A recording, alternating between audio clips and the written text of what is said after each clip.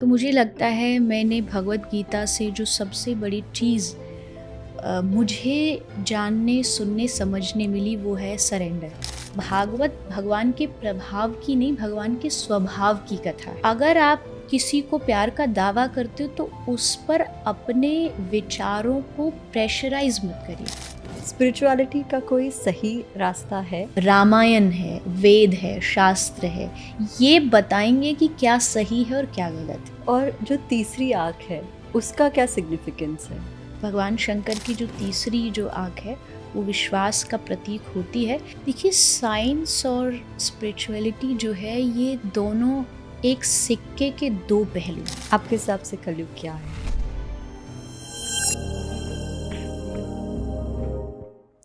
Did you know Lord Shiva waged a war against Lord Krishna for his bhakt? Hi, I'm Karishma Mehta and welcome to Realign the podcast, where we simplify the concepts of science, spirituality and well-being to help you navigate the complexities of modern life. Starting her spiritual journey at just the age of 4, Devi Chitralekha ji is a spiritual teacher, philosopher and an ardent follower of Sri Krishna's teachings.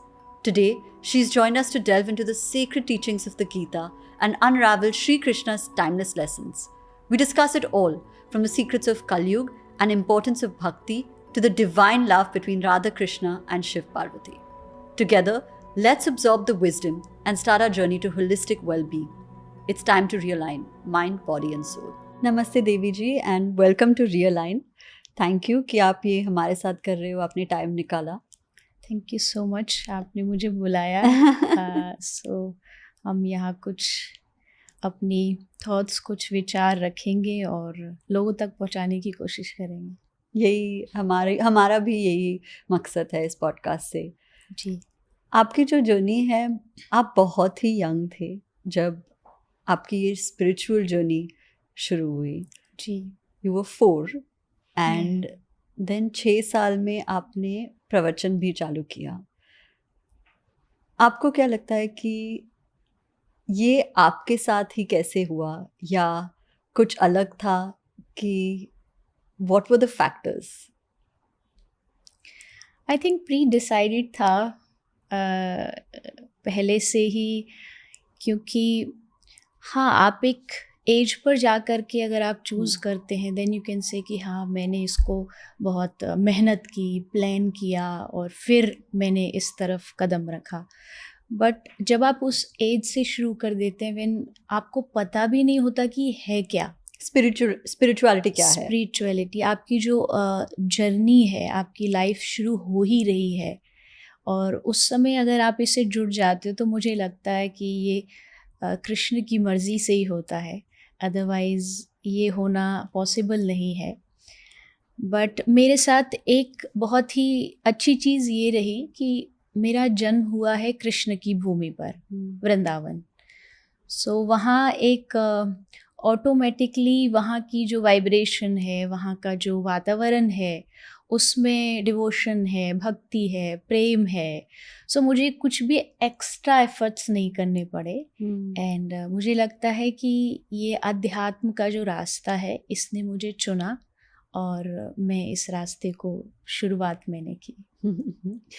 आपको याद है उस वक्त जब आपने अपनी journey शुरू की थी, तब आपको क्या लगा था, आपने क्या सीखा? देखो, मैं झूठ नहीं बोलूँगी, जब मैंने स्टार्ट किया था तब मेरे पास बहुत समझदारी नहीं थी। Of course. मतलब आई वाज जस्ट 7। Yeah. 7 साल के बच्चा क्या ही सोच सकता है। बट एक चीज़ जो है वो कहीं ना कहीं एक फीलिंग मन में होती थी कि ये चीज़ मेरे लिए नई नहीं है। मतलब जैसे कि मैं इस चीज़ को बहुत दिनों से जानती हूँ या मुझे पता है कि कृष्ण की भक्ति क्या है, बोलना, प्रवचन क्या है। तो उस फीलिंग से मुझे ऐसा लगता है कहीं ना कहीं जो प्रीवियस जो लाइफ है उससे ये कनेक्टेड होगा। बिकॉज जर्नी की स्टार्टिंग में ही अगर आप उस चीज़ को फील कर पा रहे हैं, मुझे पता भी नहीं था भक्ति क्या, डिवोशन क्या, बट जब मैं कृष्ण भजन गाती थी तो आंखों में आंसू आ जाते थे। तो मतलब बिना जाने, बिना पता हुए, तो वो फीलिंग जो है डिवोशन की, भक्ति की, वो एक अलग ही फील है और वो मुझे स्टार्टिंग से ही कहीं न कहीं लगा कि शायद मेरे अंदर है। एक बहुत ही कॉमन सा सवाल है कि आपको कब ऐसा पता लगेगा कि आप एक स्पिरिचुअल पाथ या स्पिरिचुअल जर्नी के दौर पे से आप जाएंगे? कोई ऐसे साइंस है जो लोग सोच सकते हैं कि शायद मुझे इस साइड को एक्सप्लोर करना चाहिए, क्योंकि अब हम इतने फास्ट पेस्ड दुनिया में हैं, लोगों के पास टाइम नहीं रहता। तो क्या ऐसे कोई साइंस है? देखिए, पहली चीज़ तो जो हमेशा लोग ये बोलते हैं, जैसे आपने कहा कि टाइम नहीं है, किसके लिए टाइम नहीं है? ये लाइफ की एक साइड है जो अध्यात्म है, स्पिरिचुअलिटी, इसके लिए टाइम नहीं है। बट ये लोगों का एक बहुत बड़ा मिथ है, कंफ्यूज्ड है लोग, उनको पता नहीं है कि वो उनके पास टाइम तो है, क्योंकि इस दुनिया में जिसने भी जन्म लिया है उसके पास 24 आवर्स ही है, किसी के पास एक्स्ट्रा नहीं है, सबके पास सेम होता है। बट अब आप किस चीज़ को प्रायोरिटी देते हो वो आप पे डिपेंड करता है। अगर मुझे ये रियलाइज़ हो गया कि नहीं, मेरी जो बाहर की हमारी 2 बॉडीज़ है, एक है एक्सटर्नल, एक है इंटरनल। एक्सटर्नल के लिए हम हमेशा ध्यान रखते हैं, मैं क्या पहनूं जो सुंदर दिखूं, मैं कौन सी लग्जरी आइटम पहनूं जो लोग मेरा रिस्पेक्ट करे, पूछे कि कहाँ से ख़रीदा। तो यानी एक्सटर्नल बॉडी के लिए हम डेली नहाते हैं, स्नान करते हैं, शावर लेते हैं। बट एक इंटरनल जो बॉडी है, मतलब जिसको आत्मा कहते हैं, सोल कहते हैं, उसकी एक अपनी डाइट है।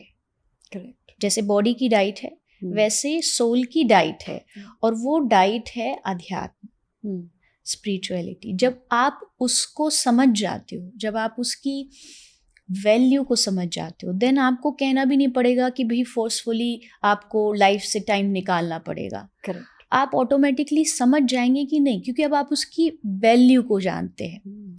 जैसे मैं अगर एक एग्जांपल दूं तो 500 रुपये का जो नोट होता है वो है तो एक paper he, it's just an paper की, लेकिन जब धीरे धीरे आप उसकी वैल्यू रियलाइज करते हैं तो आप उसको कितना संभाल के रखते हो, पॉकेट में रखोगे, वॉलेट में रखोगे। तो ये जो रियलाइजेशन है यही आपको अध्यात्म से जोड़ता है। मेरा मानना है कि जब आप कॉन्शियस हो जाते हैं, अपनी लाइफ को कॉन्शियसली जीने लगते हैं, इट मीन्स कि अब आप अध्यात्म की ओर जा रहे हैं।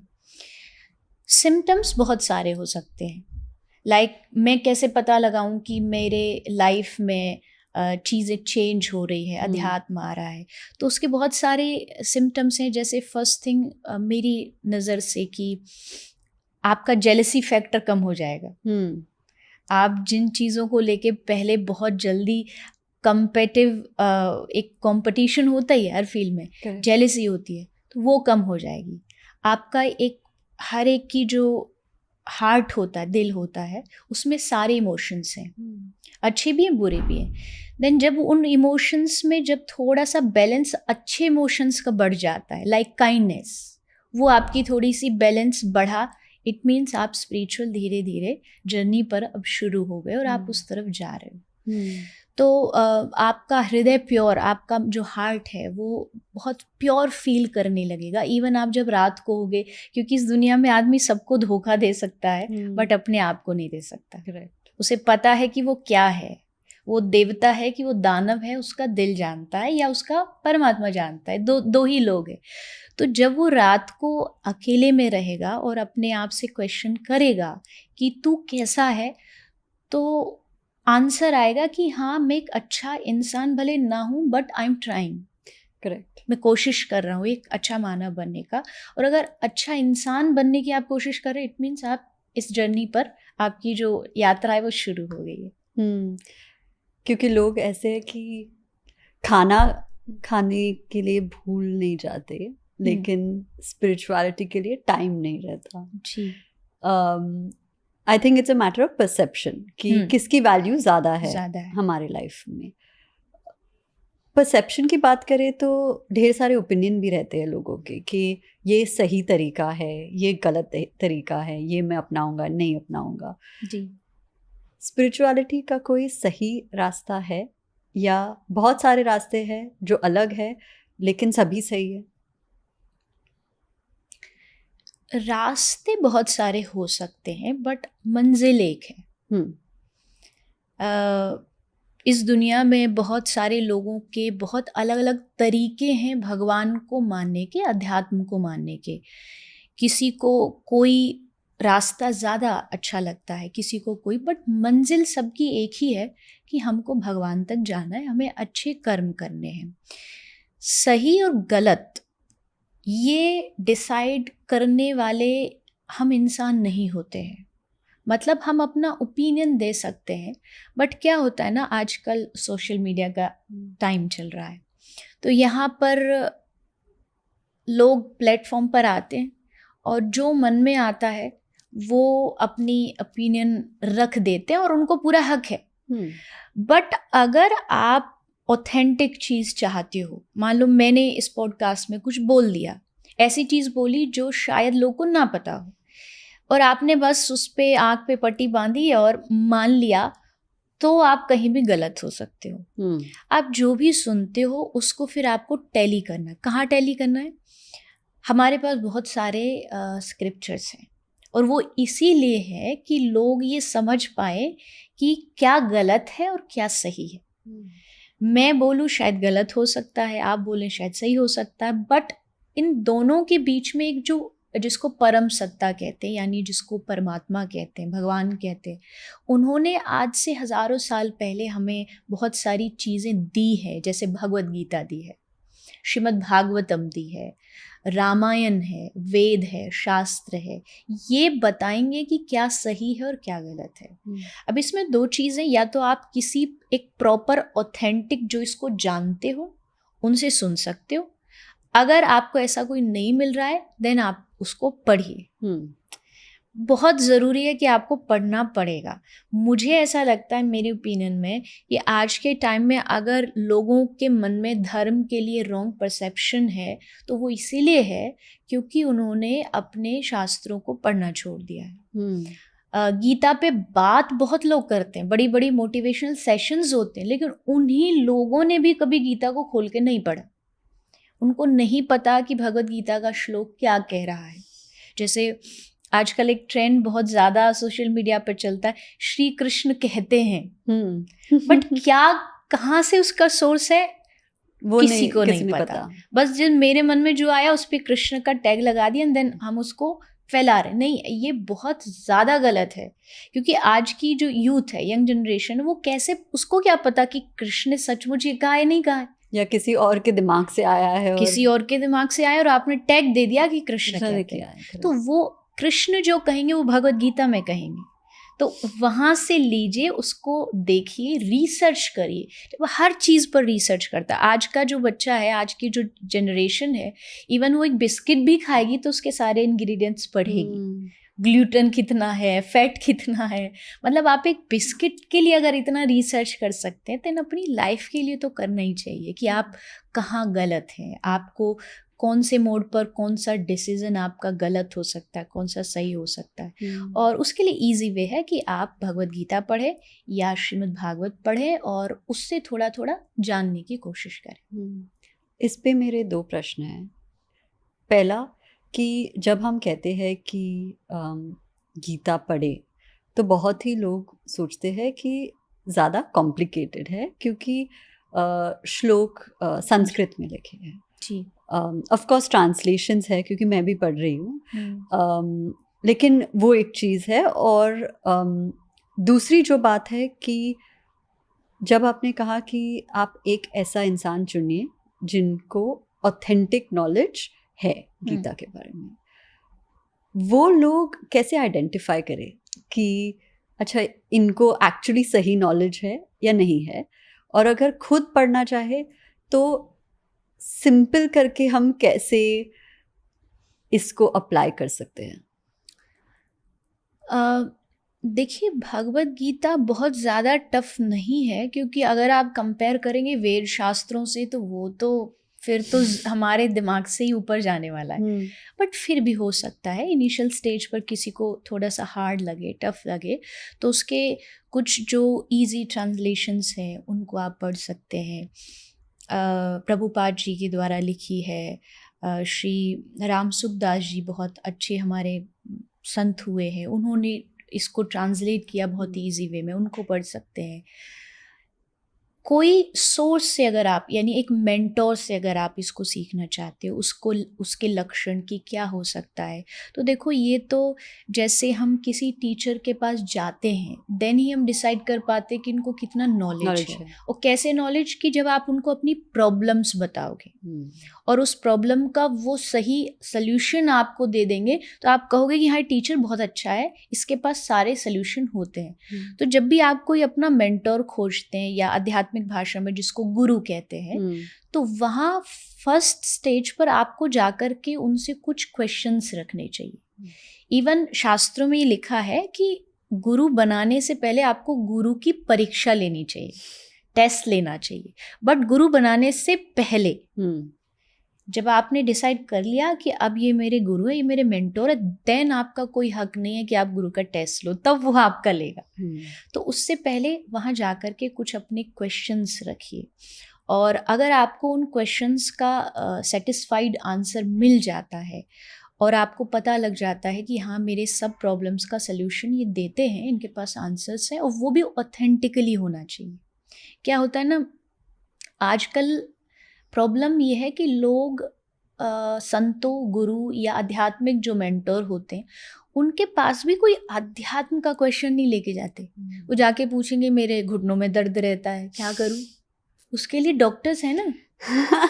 मेरे पास ये परेशानी है, ये प्रॉब्लम है, तो उसके लिए बहुत सारे ऑप्शंस है। आप किसी अगर आध्यात्मिक मेंटोर के पास जा रहे हैं, इट मीन्स आपका क्वेश्चन भी आध्यात्मिक होना चाहिए। मतलब मेरा कल्याण कैसे हो, मुझे भगवान कैसे मिले। तो ये जब क्वेश्चंस आप करोगे और जब वो नॉलेजेबल होगा, तो देन ऑटोमेटिकली वो एक आंसर ऐसा देगा जिससे आपको सेटिस्फेक्शन मिलेगा। तब आप समझ सकते हैं कि इनसे मैं शास्त्रों की, स्क्रिप्चर्स की नॉलेज ले सकता हूँ। आपको ऐसे गुरु मिले? हाँ जी, मुझे ऐसे गुरु मिले, और मेरे गुरु मतलब ऐसे थे, मैंने कहा ना मैं बहुत बहुत बहुत लकी हूँ कि मुझे हर चीज़, मैंने कुछ नहीं चुना, सब चीज़ों ने मुझे चुना। तो गुरु मुझे मिल गए when I was only 4 years old। तो 4 साल की उम्र में गुरु ने कहा कि मुझे इसको शिष्य बनाना है, क्योंकि वो मेरे फैमिली पारिवारिक गुरु थे। तो और वो चैतन्य महाप्रभु की फ़िलॉसफ़ी को, संप्रदाय को, गौड़िया को फॉलो करते थे, और बहुत उन्होंने जन्म से ही बहुत सपोर्ट किया, आध्यात्मिक रूप पर बहुत स्ट्रेंथ दी, समझाया, और बहुत ज़्यादा विरक्त थे। मतलब कभी उन्होंने लाइफ में पैसे को टच नहीं किया, और हमेशा देने की भावना उनकी रही। उन्होंने मुझे यही सिखाया। मुझे लगता है कि जो भी मेरे माइंड में आज है, बहुत सारे लोग कहते हैं कि आजकल जो स्पिरिचुअल लोग हैं वो थोड़ा सा कुछ ऐसा कॉन्सेप्ट लाते हैं कि हमारे पास आओ, दुख दूर कर देंगे, ये धागा बांध लो, ये कर लो। लेकिन मेरे गुरु ने सिखाया कि कभी किसी को गुमराह नहीं करना, चीज़ सही बतानी है। ना लोग आए सुनने, कोई बात नहीं, भीड़ ना आए, कोई बात नहीं, बट तुमको जो शास्त्र कहते हैं उससे नहीं हटना। तुमको बस ये बताना है भगवान का नाम जपो, इससे आपको संतुष्टि मिलेगी, और दूसरा कोई रास्ता नहीं है। तो मैं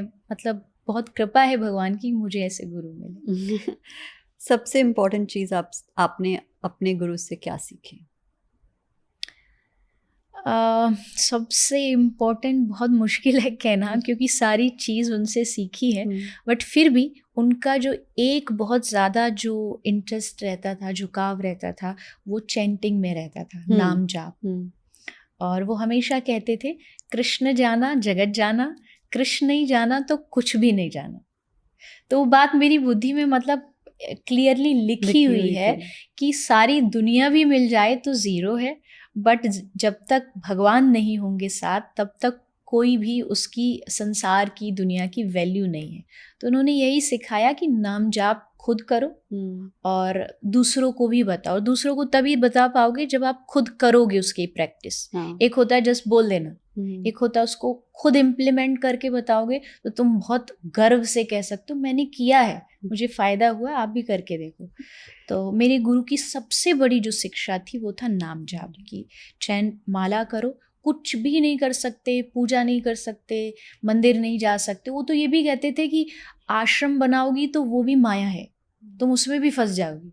तो तुमको लोगों को शुद्ध हरिनाम से जोड़ना है, क्योंकि वही महाप्रभु की फिलॉसफी है। तो जब हम स्क्रिप्चर्स के बारे में बात करते हैं, हम गीता के बारे में बात करते हैं, ऑब्वियसली कृष्ण भगवान जो है एक प्रोमिनेंट फिगर रहे हैं, और उनके जो टीचिंग्स है कृष्णा कॉन्शियसनेस, इस्कॉन, जो हम अभी बहुत सारा देखते हैं इंस्टाग्राम पे, जैसे आप कह रहे थे कि कृष्ण ने कहा है।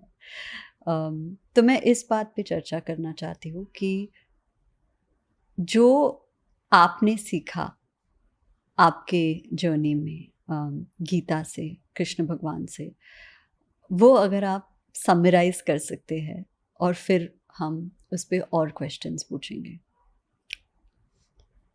देखिए, भगवत गीता की टीचिंग्स तो बहुत सारी है, हर एक लाइफ की अलग अलग चीज़ों के लिए अलग अलग टीचिंग्स है। बट ओवरऑल अगर मैं पर्सनली बात करूं तो मुझे लगता है मैंने भगवत गीता से जो सबसे बड़ी चीज़ मुझे जानने, सुनने, समझने मिली वो है सरेंडर, समर्पण। यस। आप जब तक समर्पित होना नहीं सीखते हो तब तक आप निडर नहीं बनते हो। मतलब आज के टाइम में हर एक आदमी के मन में थोड़ा थोड़ा डर रहता है, पता नहीं सफल होऊंगा कि नहीं होऊंगा, इस रास्ते में मैं गिर तो नहीं जाऊंगा, इस रिश्ते में कहीं कुछ गड़बड़ तो नहीं हो जाएगी। तो ये सारे जो डर हैं ये इसीलिए हैं क्योंकि अभी हमारे मन में भगवान के लिए समर्पण भावना नहीं है। अभी हमने उनके हाथों में अपनी लाइफ की पूरी जो सर्कल है, जो जर्नी है, उसको सौंपा नहीं है। और जब आप वो सौंप देते हैं तब फिर आप निडर बन जाते हो।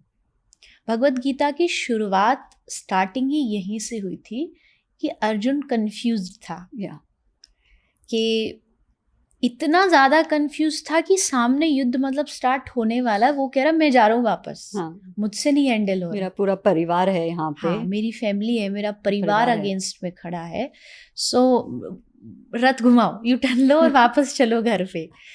तब श्री कृष्ण ने अपनी वाणी से जो अर्जुन को बताया, भगवत गीता में बहुत सारे श्लोक हैं, 700 श्लोक है, बट मेरा वन ऑफ दी जो मोस्ट फेवरेट है वो है सर्वधर्मान परित्यज्य मामेकं शरणं व्रज अहम त्वा सर्व पापेभ्यो मोक्षयिष्यामि मा शुचः। तो इसका मतलब ही ये है, कृष्ण कह रहे हैं कि बेचारा अर्जुन घबराया बैठा है, एकदम डर रहा है।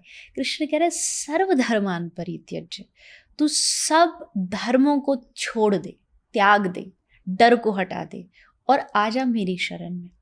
मैं तेरे सर्व पापेभ्यो, मतलब तेरे पाप इस जन्म के, पिछले जन्म के, आगे के, सब खत्म कर दूंगा और भरोसा दिला रहे डर मत, मैं तेरे साथ हूँ।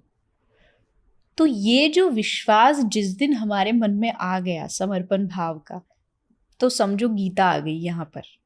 गीता के 700 श्लोक याद भी कर लिए तो भी फायदा नहीं है अगर ये वाला जो इमोशन है ये नहीं आया तो। सरेंडर वाला समर्पित भाव आना चाहिए, यही भगवत गीता है। और उससे क्या होगा, आप बहुत इजी फील करने लग जाते हैं। जो सरेंडर वाला जो फील है ना, जैसे आप कोई पुराने ज़माने में मेले लगते थे तो उसमें बच्चा अपने फादर के साथ जाता था मेले में, तो फादर क्या बोलता था कि तू मेरा हाथ मत पकड़ क्योंकि तू कभी भी छोड़ सकता है, भीड़ है, धक्का मुक्की में हाथ छोड़ देगा, मैं तेरा हाथ पकड़ूंगा। सो मेरा जो पकड़ना है वो बहुत टाइट में तेरा हाथ पकड़ूंगा और कितनी भी भीड़ आ जाए मैं नहीं छोड़ूंगा। तो ये जो पिता पुत्र वाला जो फील है ना, ये भगवान कृष्ण का और हमारा है, कि भगवान कह रहे मैंने तेरा हाथ पकड़ा, भरी भीड़ में तू कहीं भी भाग, पर मैं तेरे साथ हूँ, मैं तेरा संग नहीं छोड़ूंगा। तो ये आने से क्या होगा, अब बच्चा निडर हो गया, अब उसे पता है कि सर पर कोई है, वो संभाल लेगा। तो लाइफ की हर सिचुएशंस में हर आदमी परेशान रहता है, तो भगवत गीता का ये लेसन मुझे लगता है आपको बहुत काम बनाएगा और बहुत फियरलेस आप महसूस करने लग जाओगे। और यही सबसे डिफ़िकल्ट चीज़ लोगों के लिए है, क्योंकि हाँ, जो सरेंडर है वो समझते हैं, और सबसे बड़ा जो प्रॉब्लम है कि चलो मैंने सरेंडर कर लिया, लेकिन तुरंत वो सोल्यूशन नहीं आता जो आप ढूंढ रहे हो, या आप कोई रिलीफ ढूंढ रहे हो, तुरंत नहीं आता। टाइमिंग जो है वो हमारा डोमेन है ही नहीं, वो जब होगा सही टाइम पे होगा। इस वजह से लोगों को सरेंडर करना डिफ़िकल्ट लगता है जी। तो लोग क्या कर सकते हैं अगर उन्हें कॉन्सेप्ट से निकलकर एक्चुअली ये अप्लाई करना है खुद के लाइफ में? मैं एक लाइन हमेशा कहती हूँ कि भगवान के लिए, भगवान जो है वो सब जानते हैं, और इसका मतलब है कि खबर है उसको सबके मन की, तुम बस सब्र रखना। मतलब वो हर चीज़ जानता है कि तुमको कहाँ किस चीज़ की कब ज़रूरत पड़ जाएगी। अगर ये सरेंडर भाव बढ़ाना है तो उसके लिए आपको कृष्ण को डीपली जानना पड़ेगा, उनका स्वभाव जानना पड़ेगा। आज के टाइम में क्या है, लोग भगवान से उनका प्रभाव देख के प्यार करते, ना कि उनका स्वभाव देख करके। यानी सिर्फ उनको देख के, उनकी ऊपर ऊपर की जो लाइफ स्टोरीज है उनको देख के इन्फ्लुएंस हो जाते हैं कि अच्छा ठीक है, कृष्ण ने ये किया, कृष्ण ने वो किया। मैं भागवत में भी बोलती हूँ कि भागवत भगवान के प्रभाव की नहीं, भगवान के स्वभाव की कथा है। कैसे हैं कृष्ण, वो बताएंगे कि जहाँ द्रौपदी का सब कुछ जाने वाला था, कुछ नहीं बचा था उसके पास, सबने उसका साथ छोड़ दिया था, तब उसने दोनों हाथ उठा के कहा कि गोविंद द्वारिका वासिन कृष्ण गोपी जनप्रिय कौरवई परिभूता नाम किम न जानासि केशवम। हे केशव, मैं डूब रही हूँ, मैं अब जाने, मतलब मेरा इज्जत, मेरा नाम, सब कुछ मिटने वाला है, और अब तू ही बचा सकता है। तो फिर कृष्ण ने क्या किया, सारी दुनिया जानती है, वसन रूप भय श्याम, मतलब कपड़ा बन गए, वस्त्र बन गए, साड़ी बन गए, और साड़ी बन करके द्रौपदी की लाज बचाई। अब ये क्या है, ये भगवान का स्वभाव है। तो अब मुझे पता है कि जब वो द्रौपदी के लिए उस टाइम पर आकर के सारे साइंस के कैलकुलेशन को जीरो कर सकता है, क्योंकि साइंस नहीं मानेगी कि एक साड़ी का एंड नहीं मिला। वो तो प्रूफ से कहेगी अरे हो ही नहीं सकता, लॉजिक नहीं है, लॉजिक नहीं है। बट अब मुझे पता है कि नई हिस्ट्री में ऐसा हुआ था कि कृष्ण ने लास्ट मोमेंट पर जाकर के द्रौपदी को बचा लिया था, तो इट मीन्स ये पॉसिबल है कि वो मुझे भी बचा लेगा।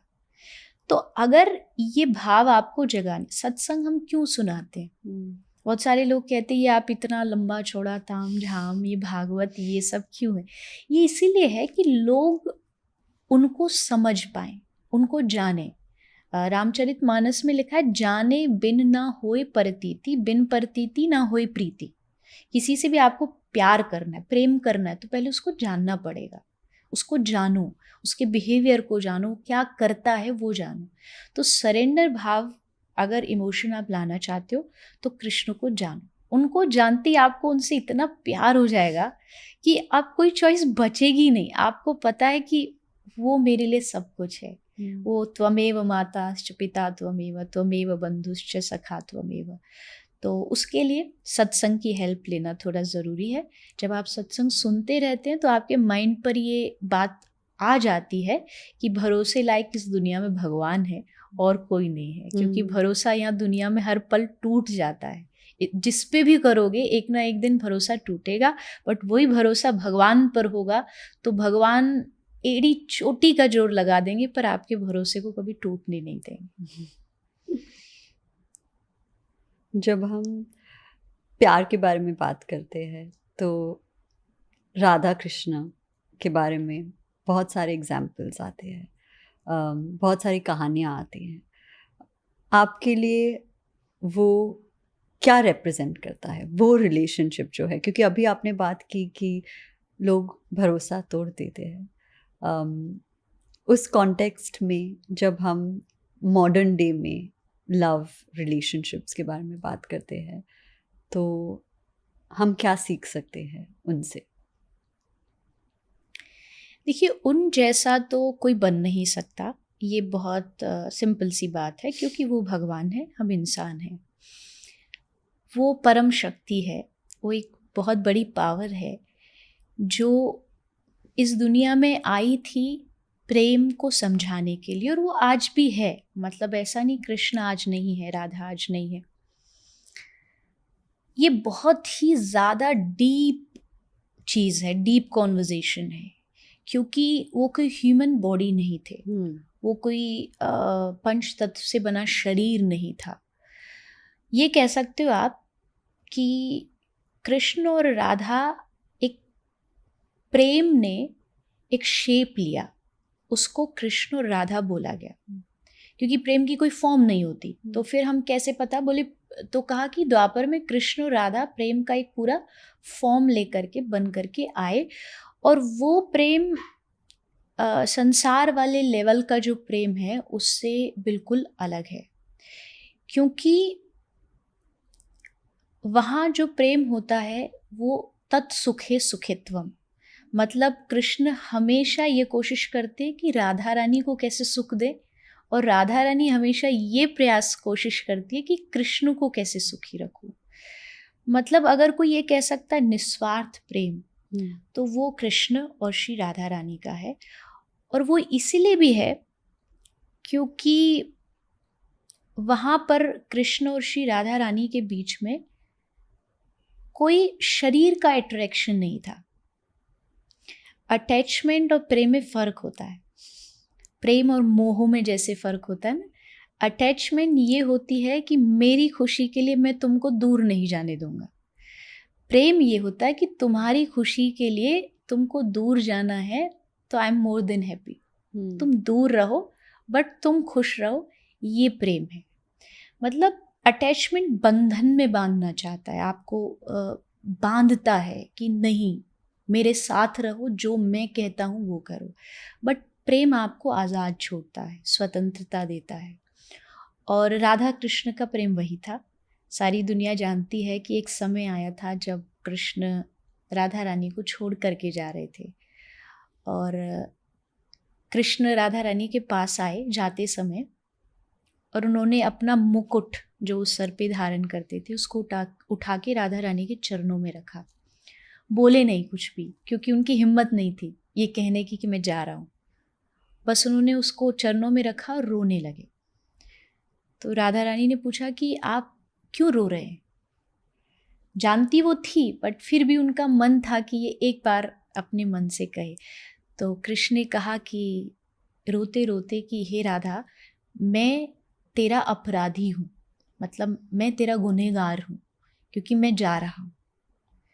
तो श्री राधा रानी ने मुस्कुरा के कहा कि जा रहे हो, कोई बात नहीं।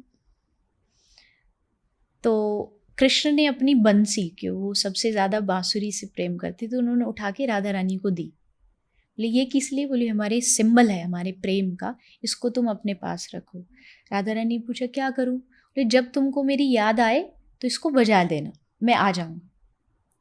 तो राधा रानी ने हंस के कहा तो फिर ये बांसुरी कभी नहीं बजेगी।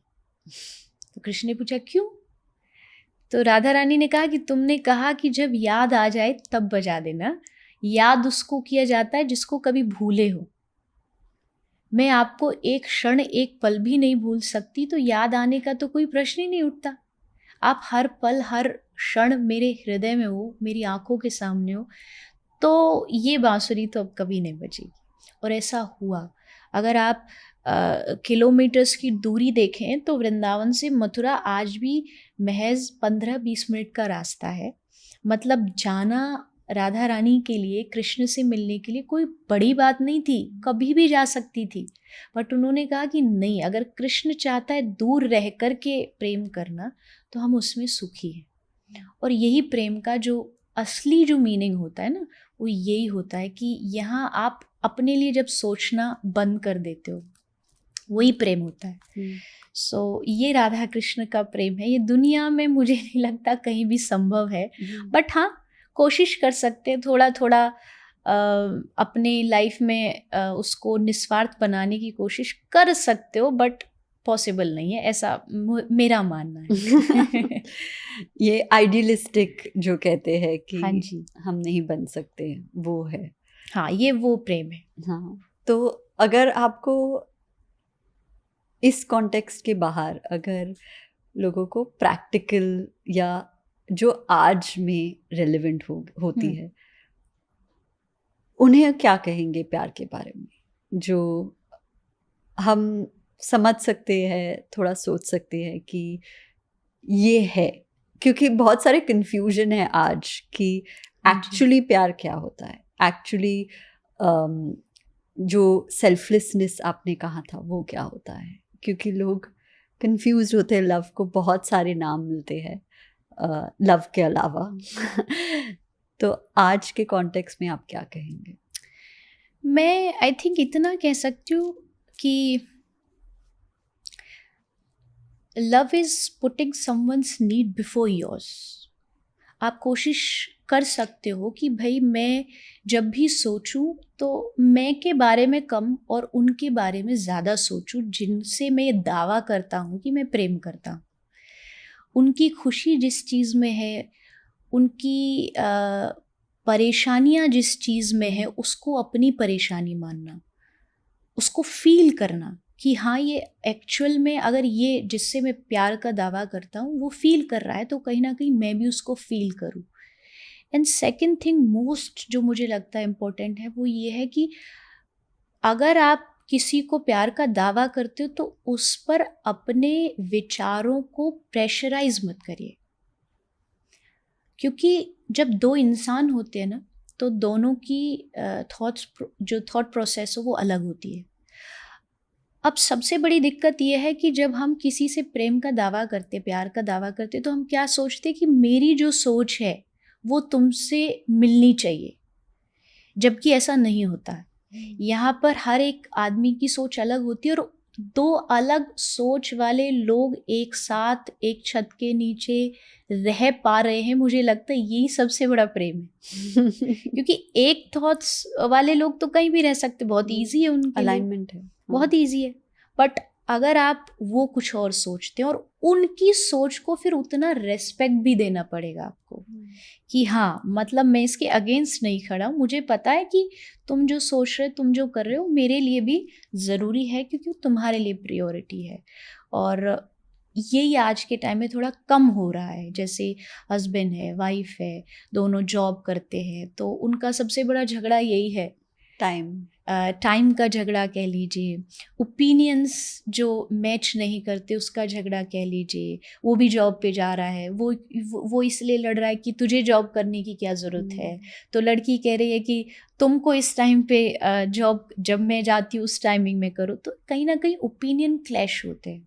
वही है कि प्रेशराइज करते हैं, मैं जो चाहता हूँ वो करूँ। इसको थोड़ा सा कम करना पड़ेगा। थिंक ज़ीरो डिज़ायर्स किसी की नहीं हो सकती, आई नो दैट, लेकिन फिर भी थोड़ा बैलेंस तो कर ही सकते हैं कि आप एक दूसरे की ओपिनियन को रिस्पेक्ट दीजिए। अगर आप वो देने लग जाते हैं तो आपका रिश्ता हेल्दी रहता है।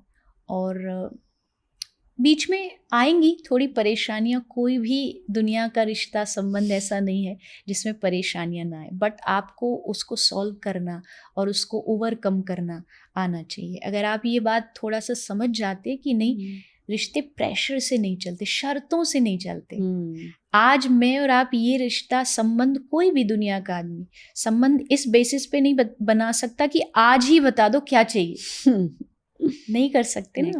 आप रिश्ता शुरू करने से पहले, जैसे शादी हो रही है, तो आप क्या करेंगे, आप पहले मुझे बता दो तुझे क्या चाहिए, लिस्ट दे दो, शर्तें बता दो, बट ऐसा नहीं होता। टाइम टू टाइम हमारी प्रायोरिटीज़ चेंज होती हैं, हमारी सिचुएशंस चेंज होती हैं, उसके हिसाब से हम कोई शर्त नहीं रख सकते। और जब जैसी सिचुएशन हो उसके अकॉर्डिंगली एक दूसरे को साथ देना, रिस्पेक्ट करोगे तो फिर अच्छा होगा। अच्छा होगा। ये जो हमारा सेगमेंट है गीता और कृष्ण भगवान के बारे में, हम कंक्लूड करेंगे एक लास्ट सवाल से कि आई नो डिफ़िकल्ट है, लेकिन अगर आप ऐसे कोई 5 लेसन्स जो हम गीता से सीख सकते हैं, हम हमारे लिए समराइज़ कर सकते हैं, तो आई थिंक बहुत ही फ़ायदा होगा लोगों का, जो वो सिंप्लिसिटी चाहते हैं। कर सकती हूँ, क्योंकि भगवत गीता में तो 5 नहीं, आई थिंक 500 है 5000 है, क्योंकि हर मौके पर कृष्ण ने कुछ कुछ सिखाया है। बट फर्स्ट मोस्ट जो इम्पोर्टेंट, सरेंडर। सेकंड इज़ भरोसा। मैं भागवत में भी बोलती हूँ कि महाभारत इज़ इक्वल टू भरोसा। आपको विश्वास होना, और यही भक्ति का दूसरा नाम है। अगर आप भरोसा करते हैं तो आप महाभारत, भगवत गीता, इसके जो लेसन्स हैं उसको समझ पाएंगे, क्योंकि आज के टाइम में लोगों को भरोसा नहीं है, बस किसी पर भी नहीं है। तो एटलीस्ट एक तो कोई हो ना जिस पे आप 100% समझ जाए कि हाँ, इस पे मुझे भरोसा है। तो विश्वास बहुत बड़ी चीज़ है। भगवत गीता में श्री कृष्ण ने विश्वास की बात की है। थर्ड इज़ धर्म। धर्म का होना भगवत गीता के अनुसार बहुत ज़रूरी है। मुझे पता है कि मैं धर्म के रास्ते पर चल रहा हूँ। कुछ कितनी भी चीज़ें आ जाए, परेशानियाँ आएंगी, बट निकल जाऊँगा, पार हो जाऊँगा। तो धर्म के रास्ते पर चलने पर हमेशा ये बात पक्की है, टाइम लग सकता है बट जीत पक्की है। तो धर्म से होकर के अगर आप चलते तो आप भगवत गीता के फॉलोवर कहे जा सकते हैं। फोर्थ, यू कैन से सत्य, सच्चाई के साथ जीना। सत्यता के साथ अगर आप जी रहे हैं, आपको पता है कि आपके जीवन में सच्चाई कहीं ना कहीं एक बहुत इम्पोर्टेंट रोल अदा कर रही है, और वो मुश्किल भी नहीं है। आज की डेट में लोग कह ज़रूर देते हैं, अरे झूठ के बिना जीवन नहीं चलता, बट एक बार सच्चाई से जी के तो देखो, आप कोशिश करके तो देखो। एक जब से सोशल मीडिया आया, इसने हमें बहुत ज़्यादा झूठ की ओर बढ़ा दिया है, क्योंकि हमारे पास बहुत इजी है फ़ोन पे किसी को भी बोल देना, अरे मैं तो फलानी जगह पर हूँ, अरे मैं होगा दिल्ली में, बता देगा मैं तो अमेरिका में हूँ। सो छोटी छोटी चीज़ों पे हम झूठ बोलना और झूठ के रास्ते पर चलना सीख गए हैं। पर श्री कृष्ण कह रहे नहीं, अगर तुम सत्यता के रास्ते पर चलोगे तो ऑफ कोर्स विजय तुम्हारी होगी।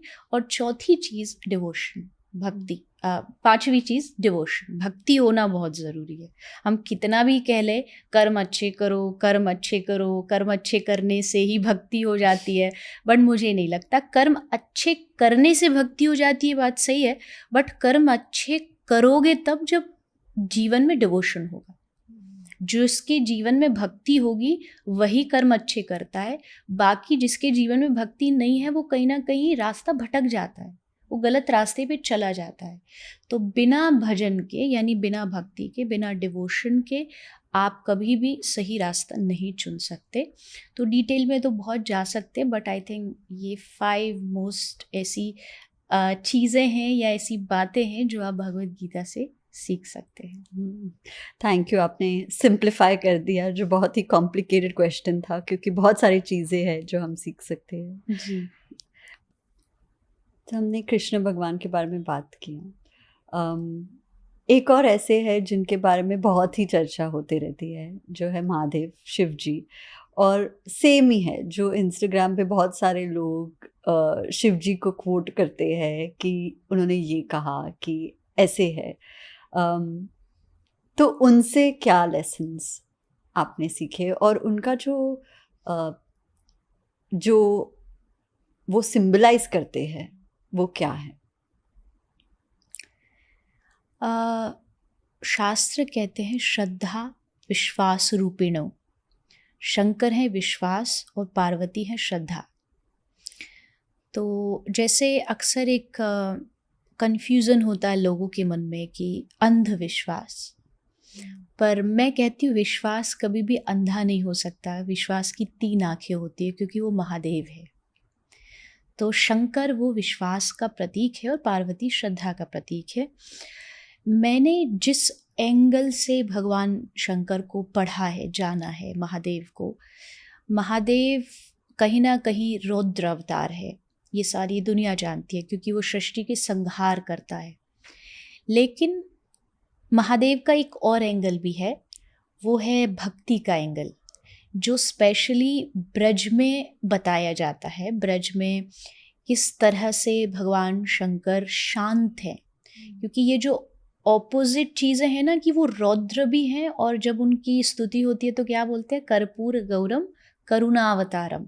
मतलब जो संहार का देवता है वो कभी भी करुणावान नहीं हो सकता, पर शंकर है। शंकर की हर चीज़ जो है वो ऑपोजिट होते हुए भी एक जगह पर है।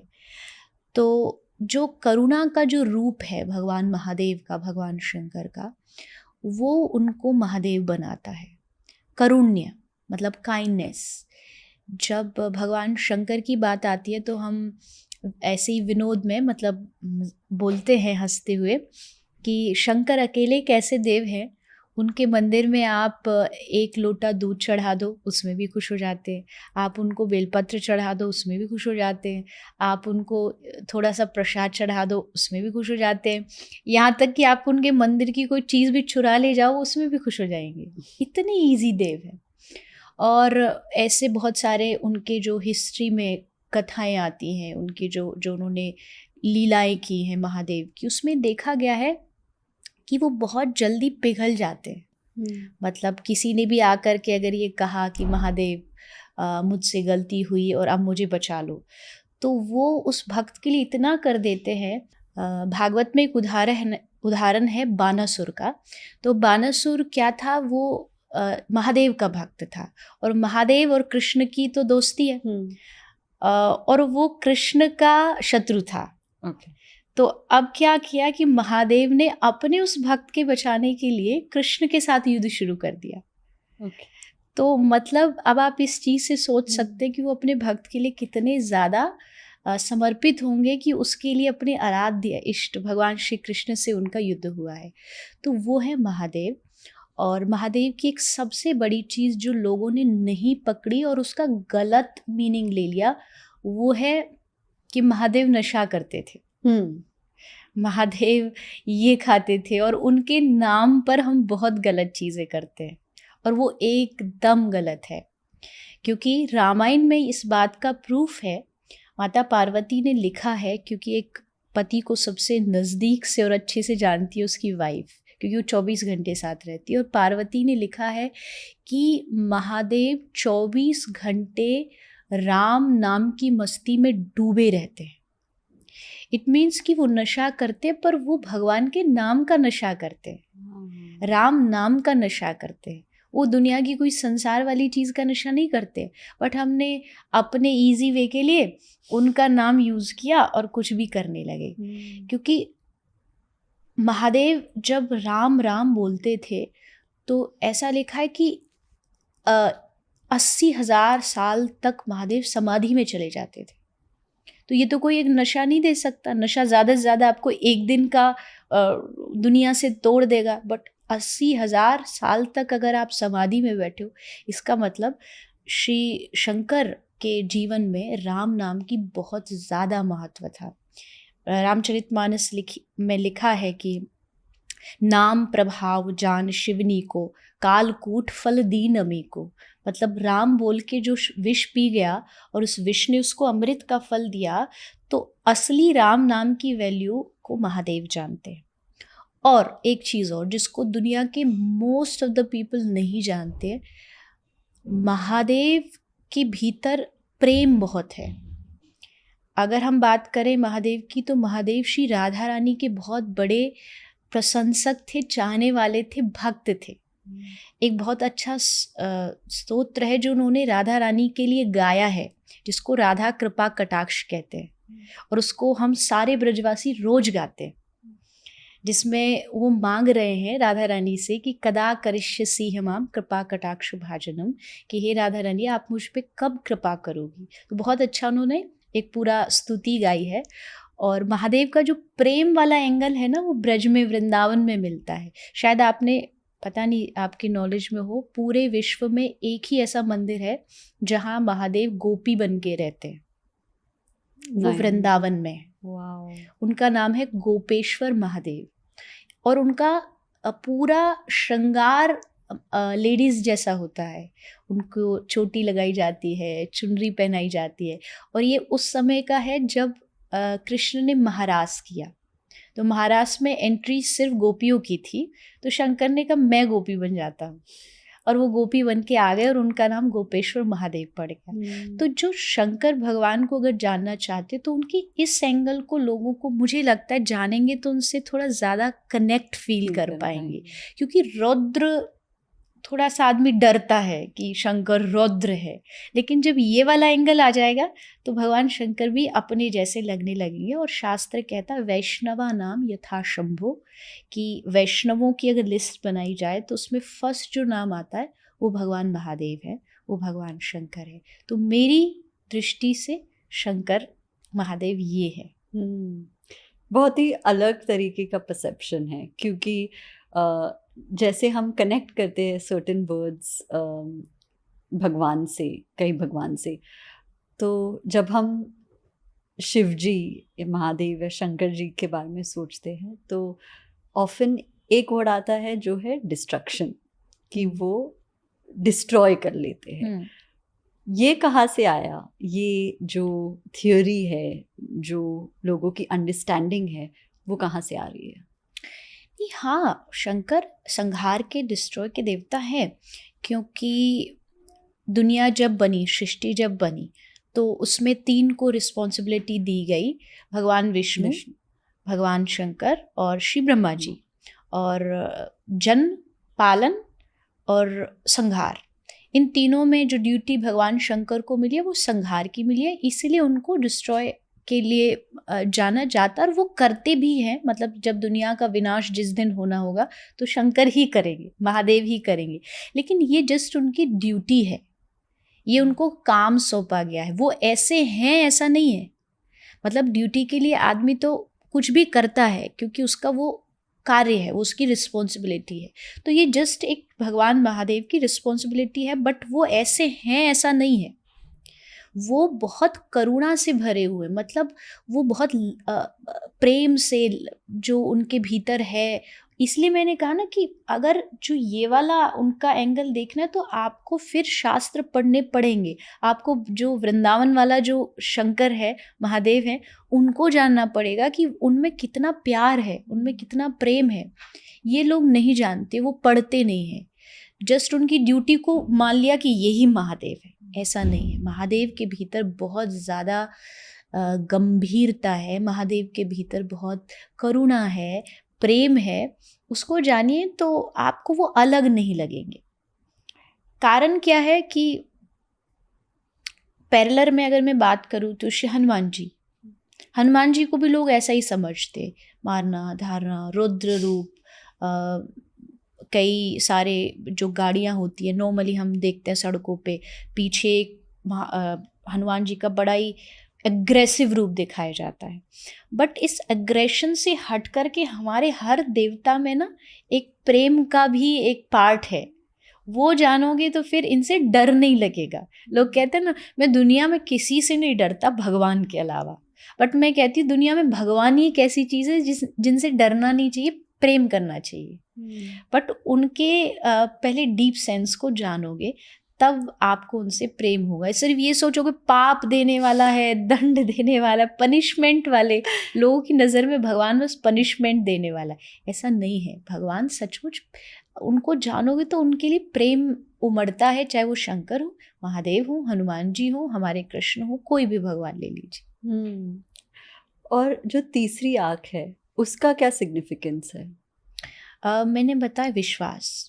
भगवान शंकर की जो तीसरी जो आँख है वो विश्वास का प्रतीक होती है, लेकिन वो अक्सर जो हम कहते हैं ना उससे डरना उन्हीं को चाहिए जो गलत काम करते हैं। जैसे कहते हैं ना, अगर हमको कुछ क्रोध आ गया शंकर भगवान को तो तीसरी आँख खुल जाएगी और सब डिस्ट्रॉय हो जाएगा। बट उससे किसी को भी डरने की ज़रूरत नहीं है, क्योंकि देखो कोई भी चीज़ बनती है तो इट मीन्स ये कन्फर्म है वो बनी है, एक पीरियड ऑफ टाइम वो चलेगी एंड देन उसका एंड होना है। तो ये संसार बना है, एक पीरियड ऑफ टाइम तक चलेगा और एक दिन ख़त्म होना ही होना है, और वो उसी दिन होगा जब वो तीसरी त्रिनेत्र जो है महादेव का, वो जब ओपन होगा, खुलेगा, तब इस संसार का विनाश होगा। लेकिन उसमें बहुत टाइम है अभी उसका कोई भी काम नहीं है। जैसे मैंने सुना है, जैसे आपने एक बात कही ना कि सही गलत को कैसे जाने, तो सोशल मीडिया पर आज बहुत मैं सुनती हूँ 2035 में या कुछ 30 में जा कर के दुनिया ख़त्म हो जाएगी। पहले 2012 में ख़त्म होनी 12 में होने वाली थी और फिर अब 30 में हो जाएगी। लोग वही बात है ना, रिसर्च नहीं करते, बट जस्ट मान लिया जिसने जो कहा वो कर लिया। ऐसा नहीं है। जब इस संसार का खात्मा होगा, ये ख़त्म होगी, तो वो एकदम एंड होगा, कलयुग का एकदम एंड होगा, और वो भगवान शंकर करेंगे। महादेव और पार्वती जी के बारे में बात करेंगे। उनके रिलेशनशिप से लोग क्या सीख सकते हैं? उनका रिलेशनशिप कैसे था? मैंने एक तरफ तो बता दिया कि विश्वास का प्रतीक शंकर है, पार्वती है श्रद्धा का प्रतीक। श्रद्धा क्या होती है कि आज के टाइम में मुझे ऐसा फील होता है, आज के टाइम में अगर सबसे ज़्यादा इंसान में कहीं किसी चीज़ में कमी आई है तो आदमी की श्रद्धा में आई है।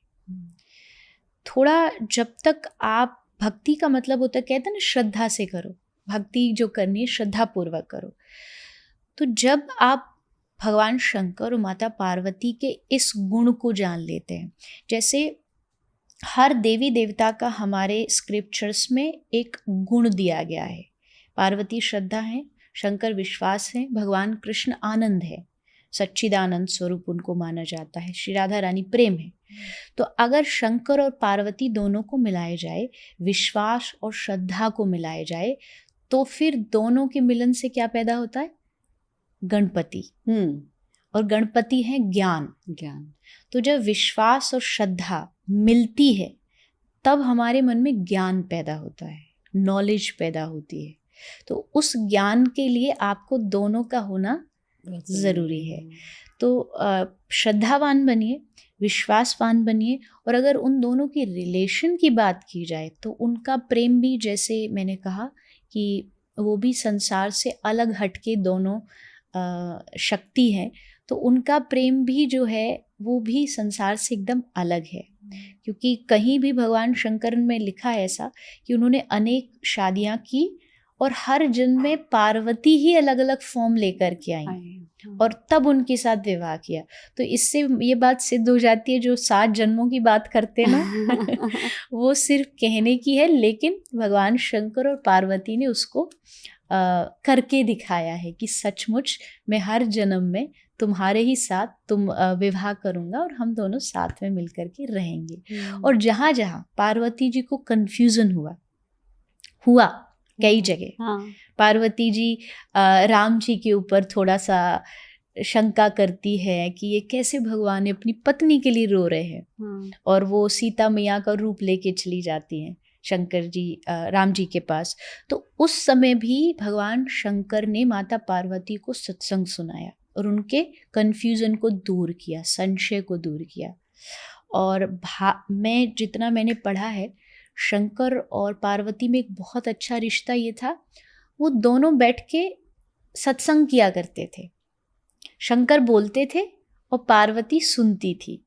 इट मीन्स कि जो भी आज के टाइम में जो कपल्स हैं, उनको भगवान शंकर पार्वती से ये चीज़ सीखनी चाहिए कि कभी शांति से बैठ के 1 to 1 अपनी लाइफ की जो आध्यात्मिक चर्चा वो करनी चाहिए।